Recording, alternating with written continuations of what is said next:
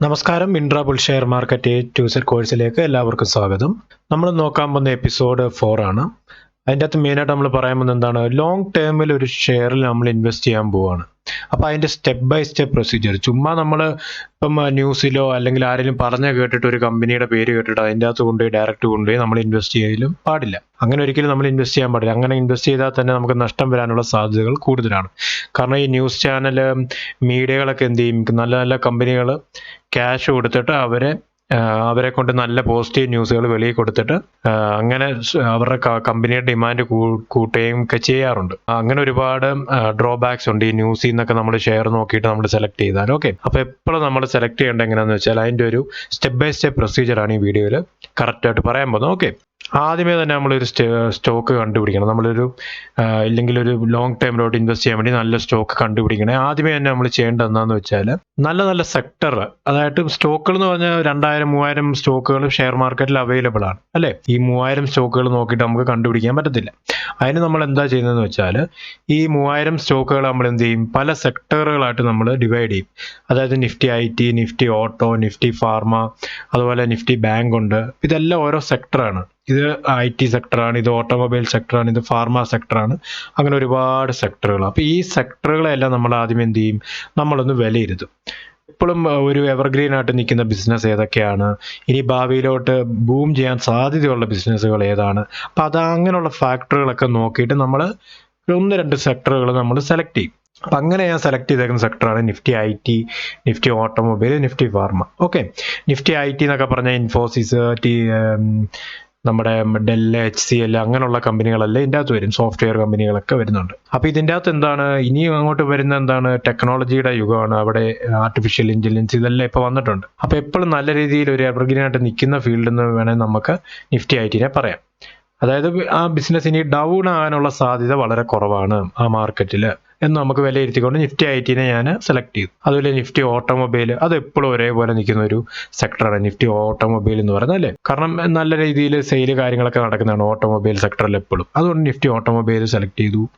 അതുപോലെ Nifty pharmaceutical എന്ന് പറഞ്ഞാൽ നല്ല രീതിയിൽ ബൂം ചെയ്യുന്ന ബിസിനസ്സാണ്. കൊറോണ വന്നപ്പോൾ ബാക്കി എല്ലാ ബിസിനസ്സും ഒരുവിധം ഡള്ളായിരുന്നു. പക്ഷേ ഫാർമസ്യൂട്ടിക്കൽ ബിസിനസ് മാത്രം ബൂം ചെയ്ത് നിന്നായിരുന്നു അല്ലേ. മരുന്നുകൾ എപ്പോഴും നല്ല ഡിമാൻഡാണ് മാർക്കറ്റിൽ. അതുകൊണ്ട് നിഫ്റ്റി ഫാർമ, ഇങ്ങനെ 3 സെക്ടർ നിങ്ങൾക്ക് ഇഷ്ടമുള്ള നിങ്ങൾ സെലക്ട് ചെയ്യുന്ന 3 സെക്ടറുകൾ സെലക്ട് ചെയ്യുക. അതായത് ഭാവിയിൽ ഇനി നല്ല ബൂം ചെയ്യാൻ സാധ്യതയുണ്ട്, ഈ ബിസിനസ് ഡൗൺ ആകാനുള്ള സാധ്യത കുറവാണ്, അങ്ങനെ കണ്ടെത്തുന്ന 3-4 സെക്ടറുകൾ ആദ്യമേ സെലക്ട് ചെയ്ത് വെക്കണം. ഇതാണ് ആദ്യത്തെ നമ്മുടെ സ്റ്റെപ്പ് എന്ന് പറയുന്നത്. ഓക്കെ, എന്നിട്ട് ഈ സെക്ടറിൻ്റെ അകത്ത് അപ്പം നമുക്ക് കുറച്ചുകൂടി എളുപ്പമായി. സെക്ടർ വൈസ് തിരിച്ചപ്പോൾ എന്തായി, നമുക്ക് ആവശ്യമുള്ള സെക്ടറുകൾ മാത്രമായിട്ട് ആ 3000 സ്റ്റോക്കിലേയും നമ്മൾ വേർതിരിച്ചെടുത്തു. എന്നിട്ട് ഈ സെക്ടറിൻ്റെ അകത്തുനിന്ന് നമ്മൾ എന്ത് ചെയ്യും, ആ സെക്ടറിൻ്റെ അകത്തെ നല്ല രീതിയിൽ പെർഫോം ചെയ്യുന്ന നല്ല വലിയ കുഴപ്പമില്ലാത്ത കമ്പനികൾ നമ്മൾ സെലക്ട് ചെയ്യും അല്ലേ. അതെങ്ങനെ സെലക്ട് ചെയ്യുന്നത്, അതായത് ഈ സെക്ടർ നിഫ്റ്റി IT എന്ന് പറഞ്ഞാൽ ആ സെക്ടറിനകത്ത് പോയിട്ട് ആ സെക്ടറിൽ നല്ല പെർഫോം ചെയ്യുന്ന വെയിറ്റേജ് കാര്യങ്ങളൊക്കെ നോക്കിയിട്ട് നല്ല സ്റ്റോക്കുകൾ നമ്മൾ സെലക്ട് ചെയ്യാം.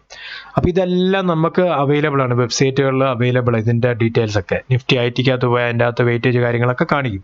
അതിൻ്റെ അകത്ത് നല്ല പെർഫോം ചെയ്യുന്ന സ്റ്റോക്കുകൾ നമുക്ക് കാണാൻ പറ്റും. ഒരു 5-6 സ്റ്റോക്കുകൾ നമുക്ക് കാണാൻ പറ്റും. അങ്ങനെ അതിൻ്റെ അകത്തുനിന്ന് വെയിറ്റേജ് ഒക്കെ നോക്കിയിട്ട് ആ സെക്ടറിൽ നിന്ന് നമ്മളൊരു 3-4 സ്റ്റോക്കുകൾ സെലക്ട് ചെയ്ത് മാറ്റി വെക്കും. അങ്ങനെ 3 സെക്ടറിൽ നിന്ന് 3-4 സ്റ്റോക്കുകൾ സെലക്ട് ചെയ്ത് വെക്കുക.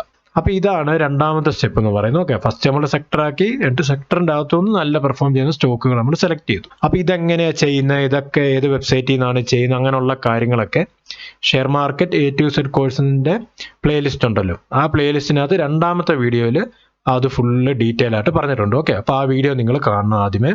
എന്നിട്ട് നമ്മൾ ഈ സ്റ്റോക്കുകൾ സെലക്ട് ചെയ്തതിന് 3-4 സ്റ്റോക്കുകൾ എല്ലാ സെക്ടറിൽ നിന്ന് നമ്മൾ സെലക്ട് ചെയ്തു, നല്ല പെർഫോം ചെയ്യുന്ന നല്ല സ്റ്റോക്കുകൾ. എന്നിട്ട് ആ സ്റ്റോക്കുകൾ എടുത്തിട്ട് നമ്മൾ എന്ത് ചെയ്യും, ആ കമ്പനി എങ്ങനെയുണ്ട്, ആ കമ്പനിയുടെ ബിസിനസ് എങ്ങനെയാണ് റൺ ചെയ്യുന്നത്, അവരെത്ര ലാഭവീതം ഒരു വർഷം കൊടുത്തിട്ടുണ്ട്, കമ്പനി ലാഭത്തിലാണോ പോകുന്നത്, ഇല്ല കമ്പനിക്ക് കടമുണ്ടോ, മിക്ക കമ്പനികൾക്കും കടം കാണും. ആ കടം എങ്ങനെയാണ്, വരുന്ന വരുമാനത്തെക്കാളും കടം തീർക്കാനാണോ പൈസ കൂടുതൽ കമ്പനി കൊടുക്കുന്നത്, അങ്ങനെയുള്ള കാര്യങ്ങൾ. ഓവറോൾ ആ ഇൻഡസ്ട്രിയിൽ ആ സ്റ്റോക്കിൻ്റെ ഇപ്പം ആ സ്റ്റോക്കിൻ്റെ ഇല്ല ആ ഷെയറിൻ്റെ വില നിൽക്കുന്നത് വളരെ കൂടിയാണോ നിൽക്കുന്നത്, വളരെ കുറഞ്ഞാണോ നിൽക്കുന്നത്, അങ്ങനെയുള്ള കാര്യങ്ങൾ അല്ലേ, അതൊക്കെ നോക്കണം. അങ്ങനെയുള്ള കാര്യങ്ങളെല്ലാം നോക്കുന്നതിനാണ് ഫണ്ടമെൻ്റൽ അനാലിസിസ് എന്ന് പറയുന്നത്. അപ്പോൾ അത് ഇമ്പോർട്ടൻ്റ് ആണ്. അത് നമ്മൾ share market A to Z പ്ലേലിസ്റ്റിൽ മൂന്നാമത്തെ വീഡിയോയിൽ നമ്മൾ ഫണ്ടമെൻ്റൽ അനാലിസിസ് ചെയ്തിട്ടുണ്ട്. അപ്പോൾ അതും കൂടെ നോക്കി നല്ല രീതിയിൽ മനസ്സിലാക്കിയിട്ട് ഈ 3-4 സ്റ്റോക്കുകൾ എല്ലാ സെക്ടറിൽ നിന്ന് കമ്പയർ ചെയ്യും. അതിൻ്റെ അകത്തുള്ള സ്റ്റോക്ക് ആ സെക്ടറിനകത്തുള്ള സ്റ്റോക്കുകളെ നമ്മൾ കമ്പയർ ചെയ്യും.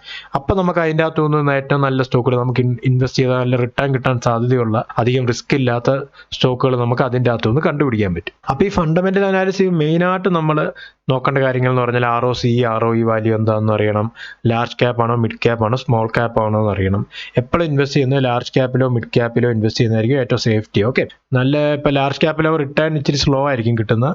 മിഡ് ക്യാപ്പിൽ ലാർജ് ക്യാപ്പിനെക്കാട്ടും ഇച്ചിരിയും കൂടെ റിട്ടേൺ പെട്ടെന്ന് കിട്ടാനുള്ള സാധ്യതകൾ കൂടുതലാണ്. ഓക്കെ, അപ്പോൾ മിഡ് ക്യാപ്പോ ലാർജ് ക്യാപ്പോ പ്രിഫർ ചെയ്യുക. അതുപോലെ ഈ സ്റ്റോക്കിന്റെ ഷെയറിന്റെ പ്രൈസ് അണ്ടർ വാല്യൂഡ് ആണോ ഓവർ വാല്യൂഡ് ആണോ എന്ന് നമ്മൾ അറിയണം. അതായത് ആ കമ്പനിയുടെ ഒരു ഷെയറിൽ നിന്ന് ഉണ്ടാക്കുന്ന ലാഭത്തിനെക്കാട്ടും എത്ര ഇരട്ടി കൂടുതലാണ് ഇപ്പോൾ ആ കമ്പനിയുടെ ഷെയറിന്റെ വില നിൽക്കുന്നതെന്നൊക്കെ മനസ്സിലാക്കണം.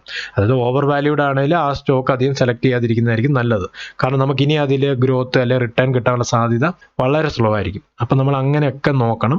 അങ്ങനെ ഒരുപാട് റേഷ്യോ കാര്യങ്ങൾ ടെക്നിക്കൽ ടൈംസ് ഒക്കെ ഉണ്ട്. അതൊക്കെ നമ്മുടെ ഫണ്ടമെന്റൽ അനാലിസിന്റെ വീഡിയോൻ്റെ അകത്ത് വ്യക്തമായിട്ടും പറഞ്ഞിട്ടുണ്ട്. അപ്പോൾ അത് ആദ്യമേ നോക്കി നിങ്ങൾ മനസ്സിലാക്കിയിരിക്കണം. ഓക്കെ, എന്നിട്ട് ഈ 3-4 സ്റ്റോക്കിൽ നിന്ന് നമ്മൾ സെലക്ട് ചെയ്യും, കമ്പാരിസൺ ചെയ്തിട്ട്. അപ്പോൾ ഓരോ സെക്ടറിൽ നിന്ന് നമുക്ക് എന്ത് ചെയ്തു, ഒരു 2 സ്റ്റോക്ക് വെച്ച് നമുക്ക് കമ്പയർ ചെയ്ത് നല്ല സ്റ്റോക്ക് നമുക്ക് എടുക്കത്തില്ലേ, എടുത്തു.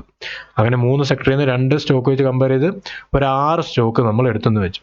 അല്ലെ 3 സെക്ടറിൽ നിന്ന് ഓരോരോ സ്റ്റോക്ക് വെച്ച് എടുത്തെന്ന് ഓർത്തു. 3 സ്റ്റോക്കുകൾ, അപ്പോൾ നമ്മൾ 3 കമ്പനികൾ നമ്മൾ സെലക്ട് ചെയ്തു. പിന്നെ ഏറ്റവും അവസാന സ്റ്റെപ്പ് എന്ന് പറഞ്ഞാൽ എന്താണ്, നമ്മൾ ആ സ്റ്റോക്കിൽ ഇൻവെസ്റ്റ് ചെയ്യണം. അപ്പോൾ ആ സ്റ്റോക്ക് നമ്മുടെ ബ്രോക്കർ വെച്ചിട്ട് നമ്മൾ ആ സ്റ്റോക്കിൽ ഇൻവെസ്റ്റ് ചെയ്യും. ആ ഇൻവെസ്റ്റ് ചെയ്യാൻ നേരം മെയിനായിട്ട് നമ്മൾ മനസ്സിലാക്കേണ്ട ഒരു കാര്യം എന്താണെന്ന് അറിയാം. നമ്മുടെ കയ്യിൽ ഇപ്പോൾ 1 ലക്ഷം രൂപ ഉണ്ട്. 1 ലക്ഷം രൂപ കൊണ്ട് നമ്മൾ ഒറ്റയടിക്ക് ഒരു സ്റ്റോക്കിൽ കൊണ്ടുപോയി ചുമ്മാ പോയി ഇൻവെസ്റ്റ് ചെയ്യില്ല.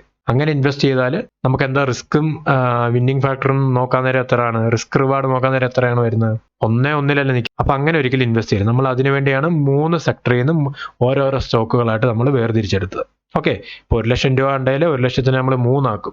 എന്നിട്ട് 3 സ്റ്റോക്കിൽ നമ്മൾ ഇൻവെസ്റ്റ് ചെയ്യും. അങ്ങനെ ഇൻവെസ്റ്റ് ചെയ്യാൻ നേരം നമുക്ക് എന്താണ്, ഒരെണ്ണം നഷ്ടത്തിൽ പോയാലും ബാക്കി 2 വിജയിക്കാനുള്ള സാധ്യതകൾ കൂടുതലാണ്. അപ്പോൾ നമ്മുടെ വിന്നിങ് റേഷ്യോ നോക്കാൻ നേരം നമുക്ക് കൂടുതലായിട്ടും വിൻ ചെയ്യാനുള്ള സാധ്യത കൂടുതലായിട്ടും കിട്ടും. അതുപോലെ നമ്മളിപ്പോൾ ഒരു സ്റ്റോക്കിൽ ഇൻവെസ്റ്റ് ചെയ്തു, നമ്മളൊരു 3 വർഷം 4 വർഷം 5 വർഷത്തേക്കായിരിക്കും നമ്മൾ ലോങ് ടൈമിൽ മെയിനായിട്ട് ഇൻവെസ്റ്റ് ചെയ്യും. ചിലപ്പോൾ 10 വർഷമൊക്കെ ഇൻവെസ്റ്റ് ചെയ്യാം. ലോങ് ടൈം ഇൻവെസ്റ്റ്മെന്റ് ആണ്. അപ്പോൾ നമ്മൾ ഈ 5 വർഷം നോക്കാൻ നേരം ചിലപ്പം നമ്മൾ ഈ ഇൻവെസ്റ്റ് ചെയ്യുന്ന 3 സ്റ്റോക്കിൽ ചിലപ്പോൾ 2 സ്റ്റോക്കായിരിക്കും നല്ല രീതിയിൽ ഗ്രോ ചെയ്യുന്നത്, അല്ലെങ്കിൽ ഏതെങ്കിലും ഒരു സ്റ്റോക്ക് നല്ലതായിട്ട് ഗ്രോ ചെയ്യാനുള്ള സാധ്യത കൂടുതലാണ്. അതുകൊണ്ട് തന്നെ നമ്മുടെ ക്യാപിറ്റൽ നമ്മൾ 3 ഡിവൈഡ് ചെയ്തിട്ട്, ഇല്ല 3-4 എത്ര നിങ്ങളുടെ ക്യാപിറ്റൽ അനുസരിച്ച് നിങ്ങൾ ഡിവൈഡ് ചെയ്തിട്ട് വേണം ഇൻവെസ്റ്റ് ചെയ്യാൻ. ഓക്കെ, അതിലൂടെ ഒരുപാട് ബെനിഫിറ്റുകളുണ്ട് നമുക്ക്. ഓക്കെ, അപ്പോൾ അതൊന്നും മെയിനായിട്ട് ഇൻവെസ്റ്റ് ചെയ്യാൻ നേരം അതൊന്നും മനസ്സിലാക്കി വെക്കണം. എന്നിട്ട് നമ്മൾ ഇൻവെസ്റ്റ് ചെയ്തതിന് ശേഷം നമ്മൾ 2 വെബ്സൈറ്റ് നമ്മൾ നോക്കിയായിരുന്നു, സ്ക്രീനർ, മണി കൺട്രോൾ എന്ന് പറഞ്ഞ് ഫണ്ടമെന്റൽ അനാലിസിസ് ചെയ്യാൻ വേണ്ടിയിട്ട് അല്ലേ. അപ്പോൾ അതിൽ നമ്മൾ എന്ത് ചെയ്യണം, വാച്ച് ലിസ്റ്റിൽ ആഡ് ചെയ്തിടണം. നമ്മൾ ഏത് സ്റ്റോക്കാണോ ഇൻവെസ്റ്റ് ചെയ്യുന്നത് അത് ആഡ് ചെയ്തിടുക. അപ്പോൾ ആ കമ്പനിയെ പറ്റിയുള്ള ന്യൂസ് കാര്യങ്ങളൊക്കെ നമുക്ക് കിട്ടിക്കൊണ്ടിരുന്നു, നമുക്ക് നോട്ടിഫിക്കേഷൻ ആയിട്ട് വരും മെയിലിൽ. ഓക്കെ, അപ്പോൾ നമ്മൾ മാസമോ ഇല്ല എപ്പോഴാന്ന് വെച്ചാൽ നമ്മളത് ഫോളോ അപ്പ് ചെയ്ത് പൊയ്ക്കൊണ്ടേയിരിക്കണം. അപ്പം ലോങ് ടൈമിൽ ഇൻവെസ്റ്റ് ചെയ്യുന്നവർ എപ്പോഴും നമ്മൾ ചിന്തിക്കേണ്ട ഒരു കാര്യം എന്ന് പറഞ്ഞാൽ ഡെയിലി പോയി നമുക്ക് ലാഭമാണോ എന്ന് ഒരിക്കലും നോക്കാൻ പാടില്ല. കാരണം നമ്മൾ ലോങ് ടൈമിലാണ് ഇൻവെസ്റ്റ് ചെയ്തേക്കുന്നത്. ഒരു കമ്പനിയുടെ ഷെയറിന്റെ പ്രൈസ് കൂടിയും കുറഞ്ഞും ഒക്കെയാണ് വരുന്നത്. അത് 1 വർഷം 2 വർഷം കൂടാൻ നേരം അതിന്റെ മൂല്യം കൂടി പോകത്തേ ഉള്ളൂ. ഒരിക്കലും കുറഞ്ഞ് താഴോട്ട് പോകാനുള്ള സാധ്യത വളരെ കുറവാണ്. ഓക്കെ, ഇടയ്ക്ക് ചിലപ്പോൾ ഒരു ഫോളൊക്കെ വന്ന് ചെറിയൊരു ഫോളൊക്കെ വന്നിട്ട് 1 വർഷമൊന്നും അത് നിൽക്കത്തില്ല. ഒരു 6 മാസത്തിന് മുകളിലൊന്നും ഫോള് നിൽക്കത്തില്ല.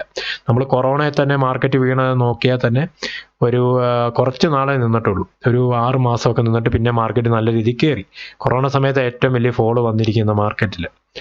അപ്പോൾ അതെപ്പോഴും മനസ്സിൽ വെച്ചിരിക്കണം. 1 വർഷം 2 വർഷം 3 വർഷം കഴിഞ്ഞേ നമ്മുടെ പ്രോഫിറ്റുകൾ നമ്മൾ നോക്കാവുള്ളൂ.